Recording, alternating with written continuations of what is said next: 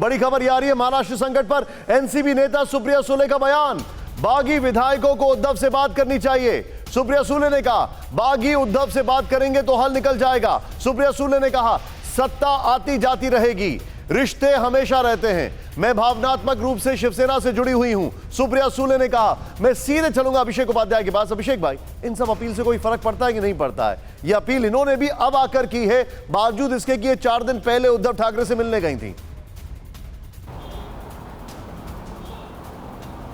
निशांत, इन सब अपीलों से फ़र्क इसलिए नहीं पड़ रहा है क्योंकि इसके पीछे एक लंबा बैकग्राउंड है। 2.5 साल में जो लड़ाई, जो सबसे बड़ी नाराज़गी है वो तो एनसीपी से ही है। ये शिवसेना के बागी यहाँ से टूट करके गए हैं, उनकी असली नाराज़गी शिवसेना से नेतृत्व से इसलिए है क्योंकि उन्होंने कोई समाधान नहीं निकाला। एनसीपी की ओर से लगातार उनके कामकाज में दखल होता रहा, उनको वित्तीय मदद नहीं दी जाती रही, उनको मिलने का मौका नहीं मिलता रहा उद्धव ठाकरे जब उन शिकायतों को लेकर के जा रहे। तो उस एनसीपी की मदद की अपील का कोई मतलब ही नहीं है।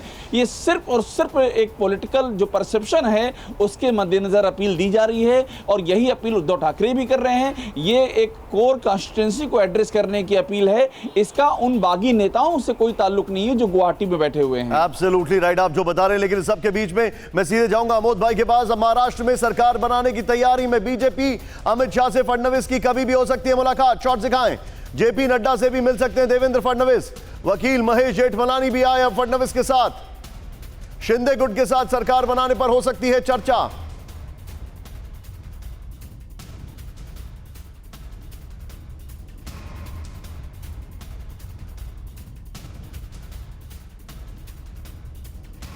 देवेंद्र फडणवीस दिल्ली पहुंचे हैं और उनके साथ वकील भी आए हुए हैं। यहां पर दिल्ली में देवेंद्र नई सरकार पर मंथन, सीधे दिखाइए यहां पर बड़ी जानकारी है। महाराष्ट्र में जारी सियासी संकट के बीच देवेंद्र फडणवीस दिल्ली पहुंचे हैं, नंबर 1। नंबर 2, यहां पर महाराष्ट्र के ताजा हालात पर आला कमान से फडणवीस की चर्चा।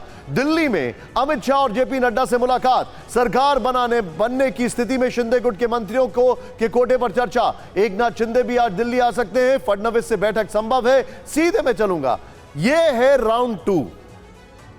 मैं अमोद भाई के पास जाऊंगा। अमोद जी, ये है राउंड 2।